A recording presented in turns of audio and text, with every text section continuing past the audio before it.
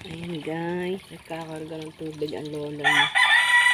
Hindi naman kasi aring hindi pero okay na ako guys.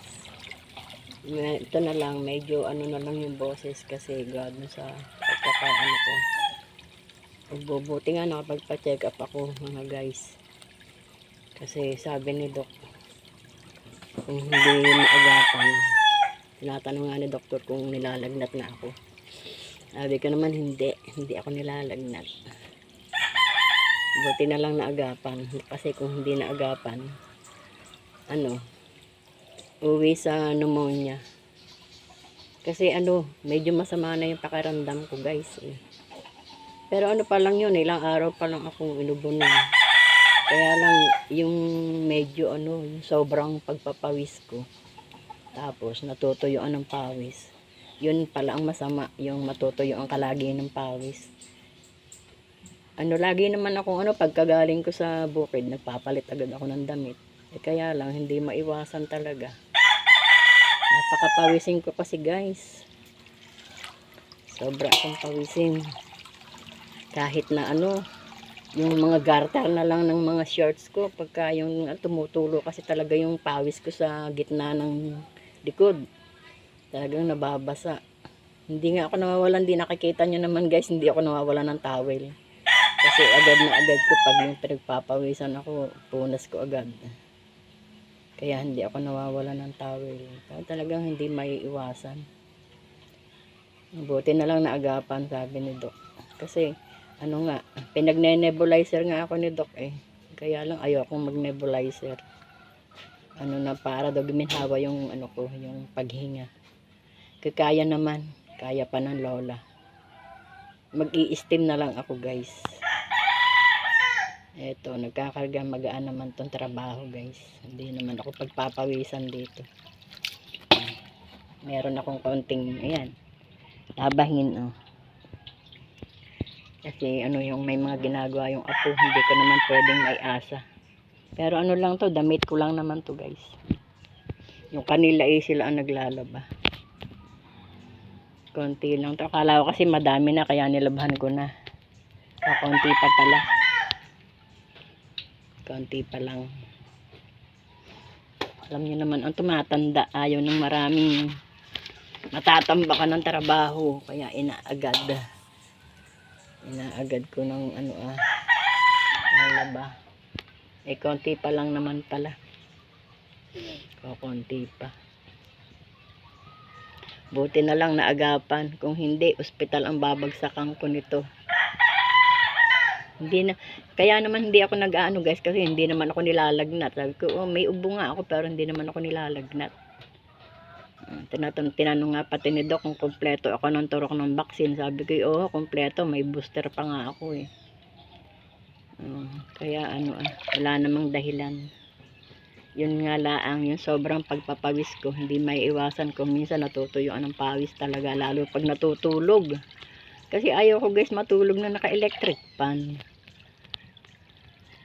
Hindi ko matulog na naka-electric fan. Ayoko na naka-electric fan matulog. Pagka yung malamok, naglalagay na lang ako ng katul. Ayaw ko talaga na naka-electric fan, lalo akong hindi makahinga. Ganun. Kasi siguradong pagising ko ng umaga, buhay na buhay yung aking sinus. May sinus din ang lola niya kasi guys. May allergy kumbaga.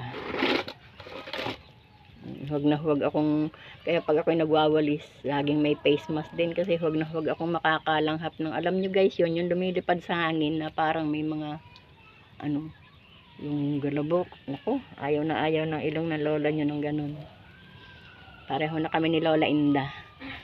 Lola Inda, kaunting din, kumakati ang ilong. Ganun din ako guys. Kaya ako hindi nawawala ng towel sa balikat. At napakapawisin ng lola nyo. Pero okay naman ang lola nyo, okay na po. May dalawang klase yung iniinom ko, patatlo yung parang, may pampatulog daw yun. Kaya iniinom ko lang sa gabi. Para daw masarap yung tulog. Dalawang klase lang, pampaluag daw na kaya lang may follow up check up pa ako mga guys. May follow up check up pa ang lola ninyo. pang 5 araw lang yung gamot ko guys. After 5 days, babalik uli ako. Ayan. Mahilig din kasi akong mag self-medication guys. Kaya lang, wala kasing kulang. Kumbaga kulang. Wala akong iniinom na antibiotic. Kasi yung iniinom kong gamot ay yun din yung inireseta sa akin nung minsan. Tsaka dun sa aking apo. Kaya lang kulang.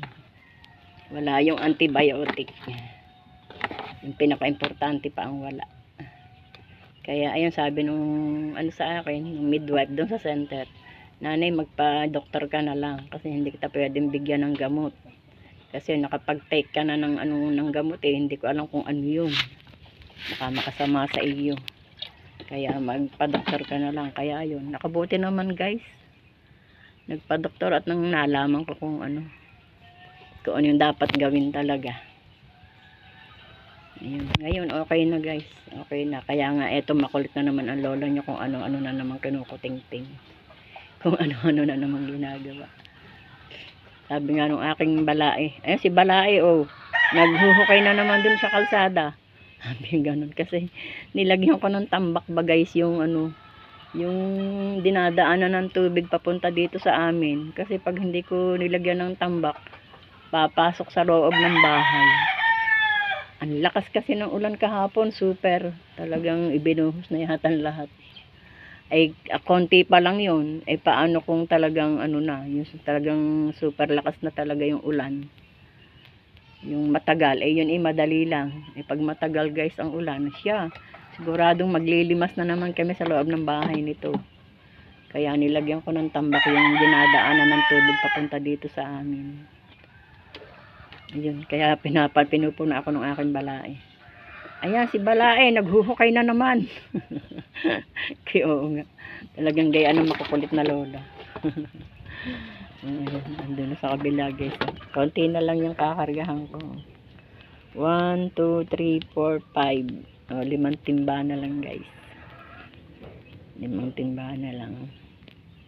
Kaya nga lola nyo ingat na ingat, ayaw kong magkakasakit kaya nga walang maintenance ang lola nyo. Hindi ako nagma-maintenance. Eto, tingnan nyo upo ko yung ganito, yung nakabaluktot ang tuhod. Kahit ako'y maglaban na nakabaluktot ang tuhod, na wala akong upuan, okay lang sa akin.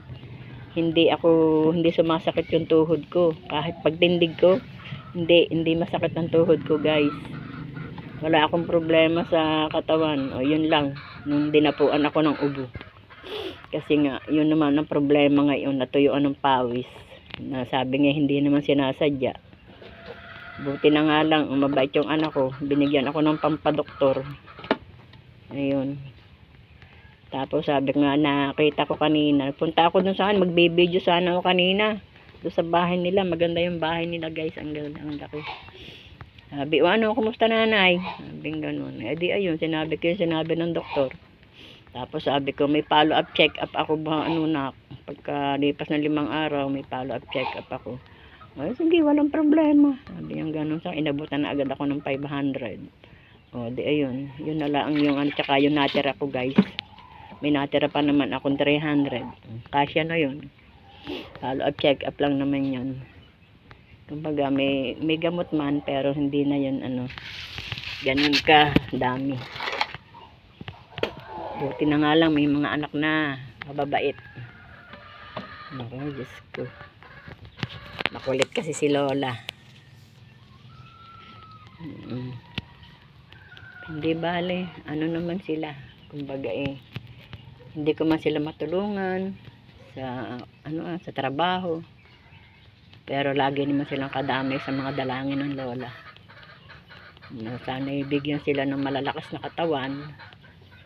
Bigyan sila ng magandang hanap buhay para sa kanilang pamilya, para na rin sa akin. Ang laking tulong sa akin, diba guys? Sila ang sumusuporta kasi sa akin. Wala kasing trabaho yung anak kong narito kasama ko sa bahay ngayon guys, kasi nag-resign siya. Meron kasi siyang papasukang ibang company, napaaga yung resign. Dapat inintay muna yung guys, napaaga yung resign.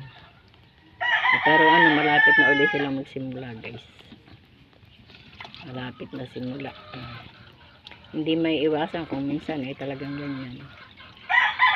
Nagkasakit. Hindi bale, buti na lang ako lang ang nagkakasakit.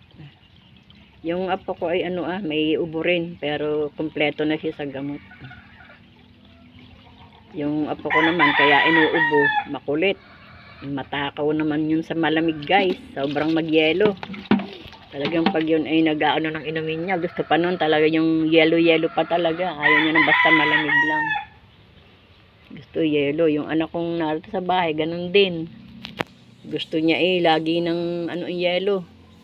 Sabi ko, sige, pagka kayo nagkaroon ng sabi kong ganun. Kawaawa nyo. Ay buti ako, pag ako nararamdaman ko kasi yung katawan ko, alam ko kung anong gagawin ko. Sila, nararamdaman ko ba yung kanilang nararamdaman? Di syempre hindi. Kung hindi nila sabihin sa akin. Pero yung aking mga apo guys, basta narinig kong inubo, pinupuntahan ko kaagad. Wag kong maririnig na umuubo, pinupuntahan ko kaagad, hinihilot ko yung likod. Ayun, kung minsan pagkayo halimbawa, nalalamigan lang siguro nga, natutuyuan din ng pawis, nawawala naman ng ubo, tumitigil. Pagkayo medyo malala na, tulad ngayon, yun, dinala ko nga sa center yung aking apo. Buti na lang kompleto sa gamot sa center. Ayun, nabigyan siya. Ngayon, okay na siya. Una pa siyang naging okay kaysa sa akin. Kasi nga nabigyan siya agad ng gamot nung nagpunta kami sa center. Magbibideo nga sana ako guys nung nagpunta ako sa center kaya lang ang ilobat pal. Ay, dala-dala ko pa naman yung cellphone ko.